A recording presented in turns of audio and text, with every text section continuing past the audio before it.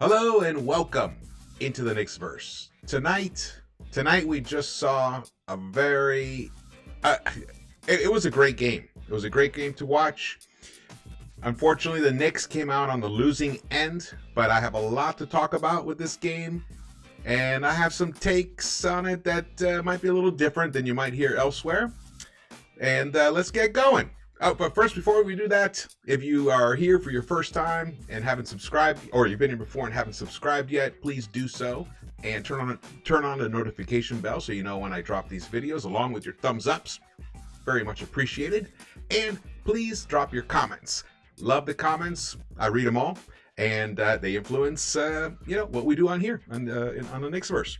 All right, let's get to it. The Knicks lost 112-110 to their rivals, their city rivals, the Brooklyn Nets. This was, it was a fascinating game to watch. There were so many different storylines happening. I even heard that it's possible that RJ even threw up at some point during either earlier in the game or some point, and he never came back. He just was.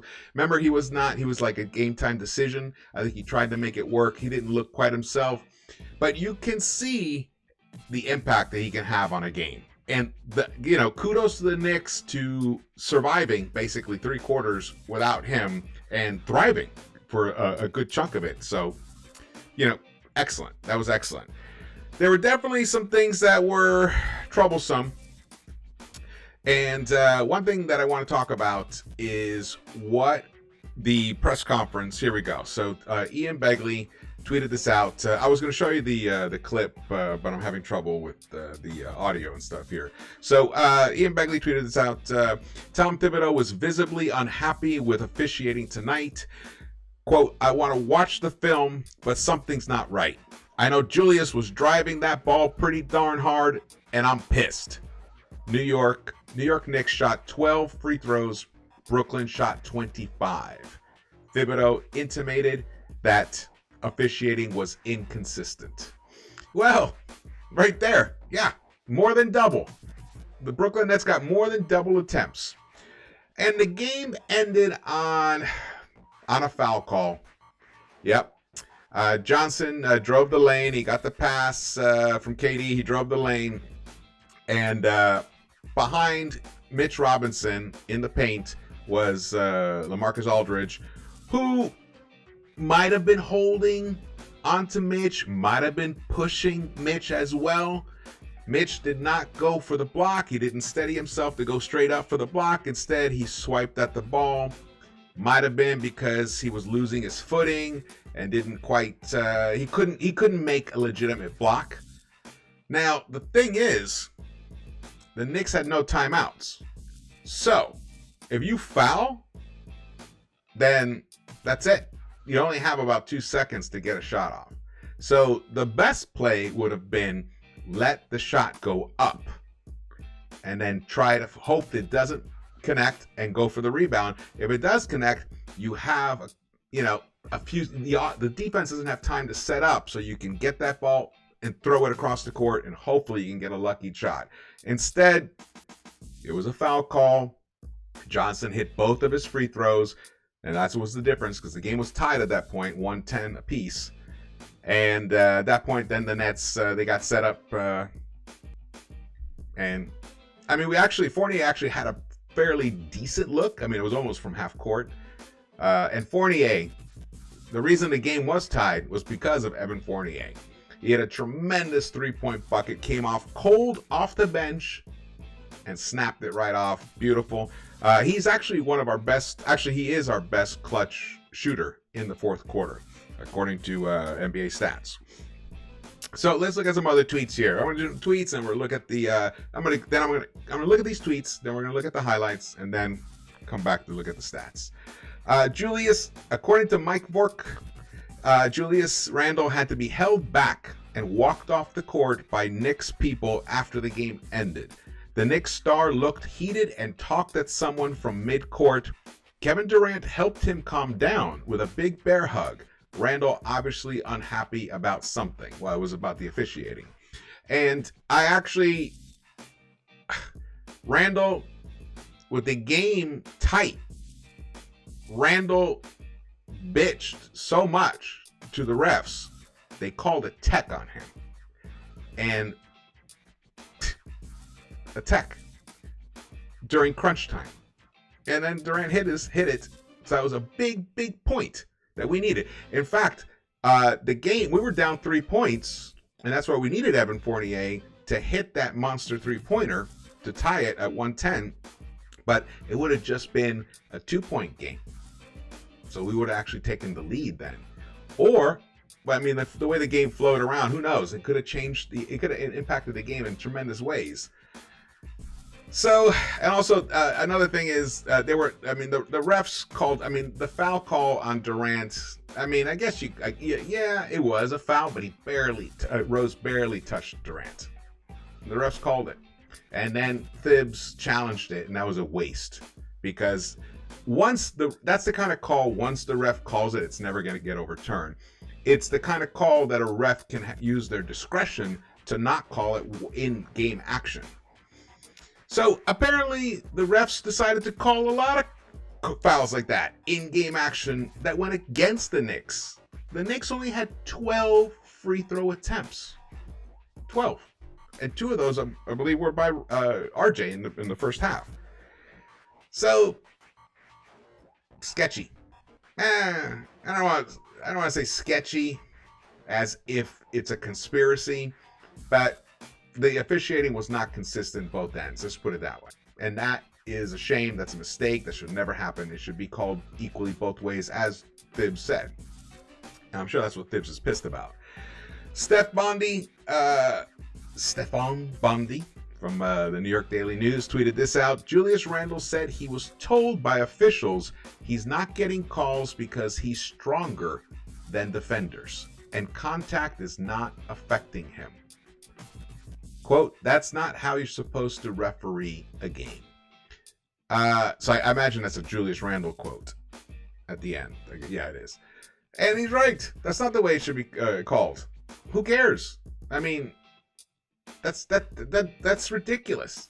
If a defender fouls the offensive player, you call the foul. Doesn't matter what size the person is. So that kind of stuff has to get looked at. It's a problem, man. That is a problem. That should not be happening. There's no excuse for that, honestly. But I want to focus on some positive things here. And then we'll do this, the positive things, then I'll show you the highlights. So the Knicks, look at the assist line right there. 27 assists for both teams. This is the most assists the Knicks have had since game 2 of this season against the Magic when we lit them up. And we had 34 assists. We have not had 27 assists since then. And we had 27 assists one other time, which was game 1, which was a double overtime against the Celtics. And speaking of that game, this is the closest game. In fact, this is the closest game of the season. This is the first time that the Knicks have either won or lost by just 2 points, 112 to 110. The next closest was game 1, which was against the Celtics, which went into overtime. So technically that was closer in regulation, but the final score was 138 to 134. So we finally got a nail biter. That's one thing. And actually in the pregame show on Sports 5's TV, I was talking about how, we've been talking about this actually for a while. We never see close games at the end. Either the Knicks are winning and they kind of hang on, or they give up the lead and then lose and try to fight back, or they get blown out, or we blow another team out. Now, we haven't had that many blowouts lately, but we have not had close games. So this was the closest game of the season. So the most assists since game 2, the closest game of the season since game 1, and technically it's the closest game by the final score, and they scored 110 points. That is the most points that the Knicks have scored since the Bucks game, when we came back and won that game in the Bucks. They scored 113 points against the Bucks on November 5th. So almost a month. Or 3.5 weeks. Yeah, 3.5 weeks or so. Maybe it's about 4 weeks since the Knicks scored this many points. So those are a lot of positives, but the most important one is the assists. And here's another really wonderful thing. We'll go to the highlights here. The awesome thing here is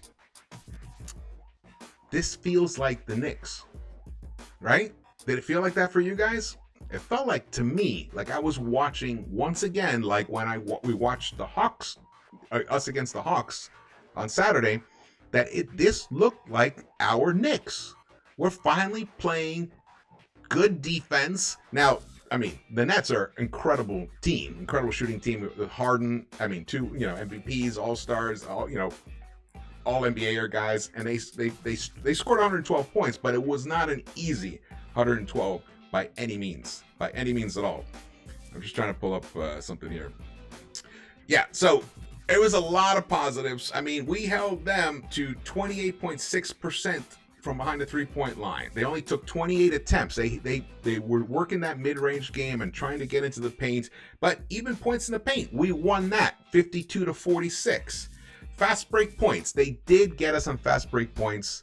They had 19, we had 13, but a disparity of only 6. So it was not that wide a gap. Where we really fell down was the free throws.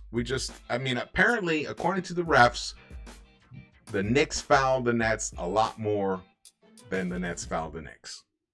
I disagree with that. I watched the game. Now, I wasn't there on the floor, but it did feel like the refs were really giving the home team an advantage that they should not be having. It's not like they're hurting for talent. They don't need that kind of advantage.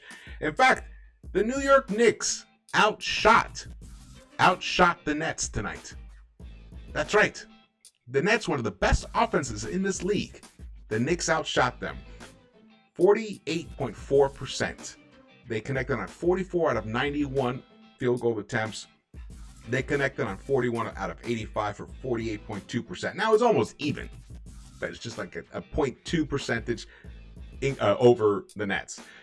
But the three-point shooting, the Knicks connected on 11 of 32 for a 34.4%. I do wish we had shot a few more three-point attempts. I think if we had, we might have won this game without it being this close. And I'll tell you why. There were certain moments, I know you guys are going to be like, no, George, no.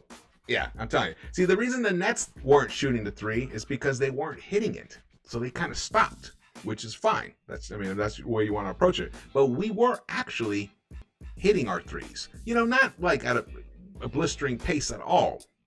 But we were connecting. In fact, that's how we were able to tie the game. We were able to club. We were down. Also, I'm bearing the lead. The Knicks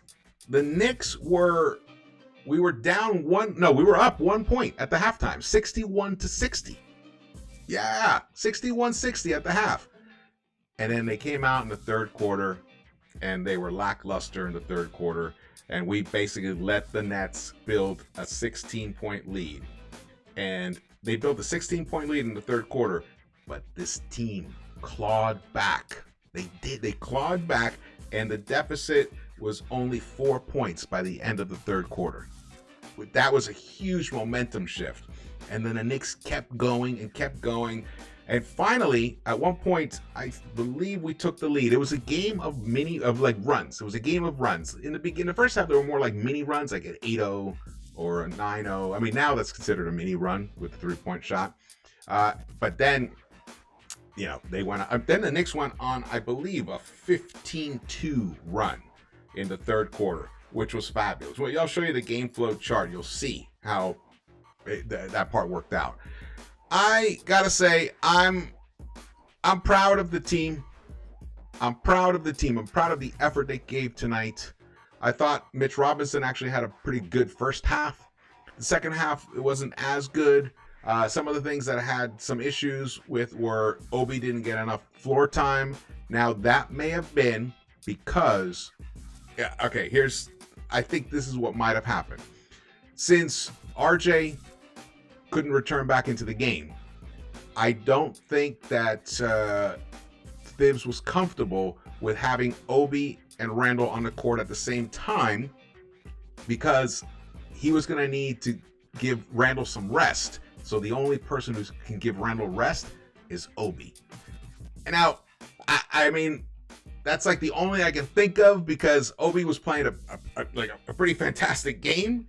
I mean, he did have some, he got cooked a little bit by Durant, because sometimes he got switched on to Durant a few times, especially in that third quarter when they were making that run. But Obi Toppin only got 12 minutes, but he connected on 3 out of 4, 2 rebounds, 1 assist, but he committed 3 fouls in 12 minutes. So maybe that's what Thibs was looking at. He's like, you know what? This matchup is not so great, and I might need Obi in case Julius gets into foul trouble. That's the only thing. That's the only rationale I can come up with. And it's kind of a reach. Some of the negatives were Nerlens Noel definitely was suffering the lingering effects of not having played. He was rusty. He did not look sharp at all. Burks got the start again. Now, this is 2 games in a row with Burks starting, and the Knicks played 2 really good teams, beat one of them in their home court, and almost beat the other in their home court. Barely lost this game. So that is something positive to glean from this, guys. I have a feeling that Saturday game that with the Hawks will be looked upon as the turning point of the season for the New York Knicks. Of course, if they had clicked off this as a win as well, it'd be no doubt. But don't get distracted by this loss. Look at the positive things that happen on that court. Burks, once again, contributed tremendously. He was the leading scorer again, 25 points. 4 of 10 from the three-point line. And he wasn't hitting the three-pointer, but he hit 2 three-pointers in the fourth quarter, I believe, that were super, super important. I mean, they were momentum shifters in our favor. Randall has stopped shooting the three-point shot. He only shot 2 today, missed them both, which I think that's good for him, because he has ways to get points, by just going to the bucket.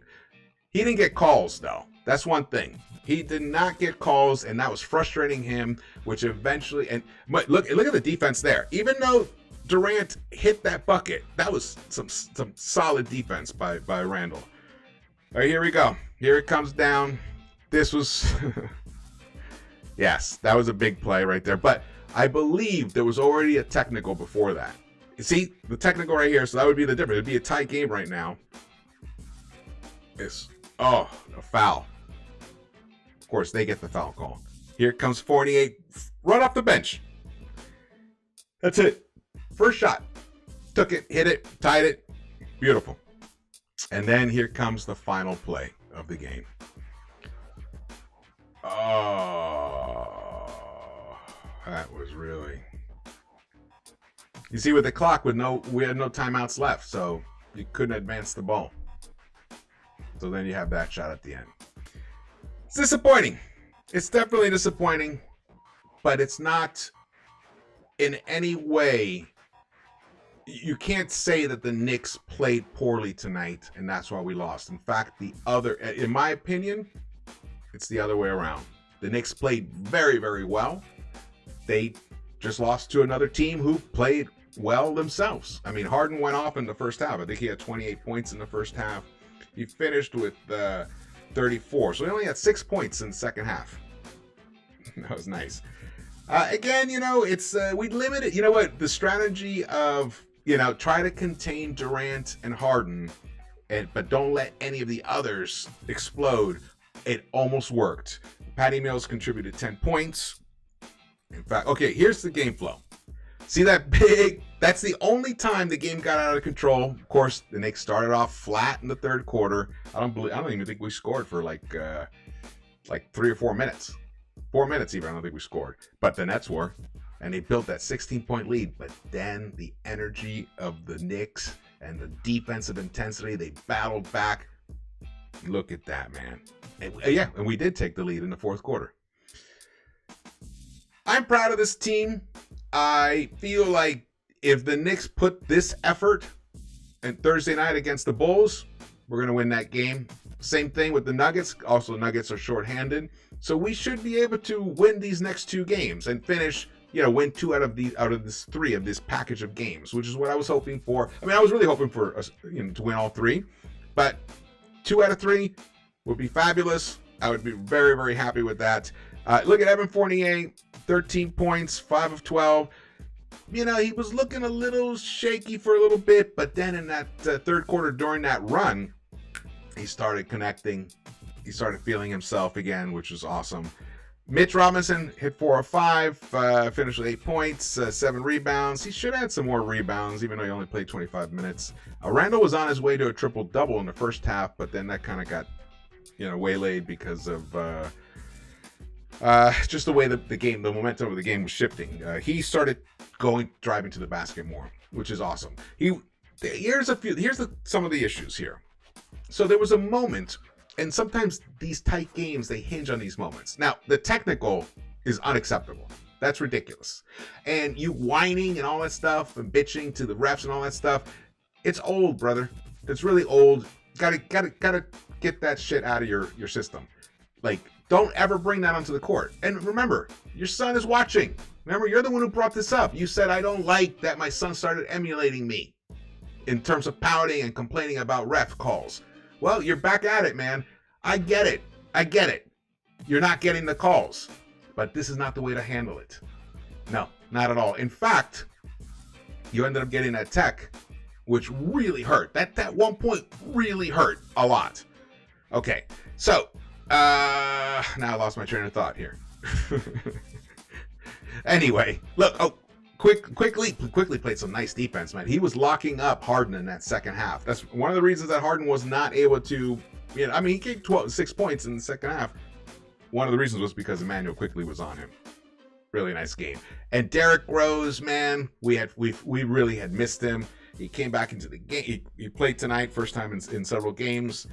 16 points, 2 of 6 from behind the arc, 6 of 13, 5 rebounds, 9 assists. Randall, 8 assists. Burks, 5 assists. Quickly, 2 assists. That's awesome. That's how we end. And then a couple others had one assist here and there. So that's how you get to 27 assists. Fantastic. That's the balls moving, and that's what we need to continue happening. Love that. Love that. But there was a moment in the game where Rose was wide open in the 3-point line, at the elbow of the 3-point line, and Randall forced a 2-point shot. He was in the paint. He was around at the free throw line, and it missed. And if he had just kicked it, and I believe Rose had just hit a 3-pointer a couple of possessions earlier, so he was starting to feel it. That would have been a perfect time to hit him again. Would hit that 3. So instead we had 3 points there instead of nothing, and then the Nets went on the other end and they scored. So those moments are painful, and you've got to clean that up. Oh, that's what happened. I ended up deviating to talk about the whining about the refs. All right, well that's about it, man. Let's just look at the plus minus here. So this is interesting here because all of the starters finished with a negative plus minus, except for RJ. It was +2. But look at the bench. Toppin +4, Nerlens +8, which doesn't make... he was on the floor while they were making that run, but he wasn't contributing necessarily. That's one of the weird things about the plus minus. You can literally be standing on the court, not doing anything, positively or negatively, but you're going to get impacted in some way from the plus minus. But that's the way it is. This is like over a stretch of games, it really tells the story. Each individual game, not always every night, does it really show you accurately what's going on. But it does help in the end. Because look at Rose, +11. And you could see the way he took control of the game, the momentum that he brought to it was just fabulous. I feel good about this loss. It's painful. I wanted to win. In fact, I did not even jump out to do the recap right away because I was so upset about losing the game because I hate to lose. I'm a very competitive person, and the Knicks are my team. I feel like I'm part of this team. You know what I mean? I'm sure we all do. That's what we're fans. But you know what? When you step back for a moment and you reflect on it, holistically. Not holistically, like, holistic science. I mean, like, look at it from an objective point of view, bird's eye point of view, a little more. This was a very important game, and the way that the Knicks played was fabulous. It shows that this team, I don't mean fabulous in terms of like, you know, they played such a fabulous game and we just lost. I mean, it's fabulous that they were able to feel like the Knicks from last season and play with a determination and a defensive intensity that's been missing. They felt more cohesive, both units, except for that coming out of the half. Those first 6 minutes, the first 6 minutes of the second half, that's where they wobbled a little bit, but they straightened it right out and they battled back. They even took the lead. Against a team like the Nets, that is something to really hang your hat on, man. All right, well, thank you so much for watching this. If you enjoyed it, please subscribe and hit the thumbs ups and drop your comments. And we'll be doing a pregame show on Into the Knicks-Verse on Thursday with Foxy and Keese. And maybe we'll get our buddy JD to join us. Be awesome. All right, well, thanks so much. And I will see you around the Knicks-Verse.